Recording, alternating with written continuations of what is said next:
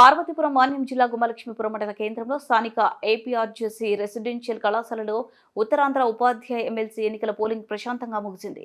ఈ మేరకు కూటమి ప్రభుత్వం బలపరిచిన ఏపీటీఎఫ్ అభ్యర్థి పాకలపాటి రఘువర్మ, పీఆర్టీయూ బలపరిచిన అభ్యర్థి గాదే శ్రీనివాసుల నాయుడు మరియు సిడిఎఫ్ అభ్యర్థి కోరెడ్ల విజయగౌరి ఉత్తరాంధ్ర ఉపాధ్యాయ ఎమ్మెల్సీ ఎన్నికలలో పోటీలో ఉన్నారు. గుమ్మలక్ష్మీపురం మండలంలో మొత్తం 189 ఉపాధ్యాయ ఎమ్మెల్సీ ఓటర్లు ఉండగా పోలింగ్ ముగిసే సమయానికి 183 ఓట్లు పోలయ్యాయని అధికారులు తెలిపారు. ఇదిలా ఉండగా స్థానిక ఎమ్మెల్యే జగదీశ్వరి పోలింగ్ కేంద్రం పరిసరాలను పరిశీలించారు. ఎలాంటి అవాంఛనీయ సంఘటనలు జరగకుండా పోలింగ్ ప్రశాంతంగా జరిగేలా చర్యలు చేపట్టిన Elvinpet CI Hari, SI Shivaprasad revenue polling అధికారులకు అభినందనలు తెలిపారు.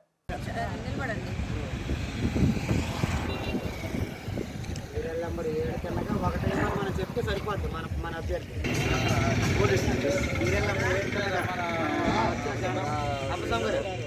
ప్రతి మ్యాచ్కి సీరియల్ నెంబర్ 7 కన్నా సరిపోద్ది మనకంతే మన అభ్యర్థి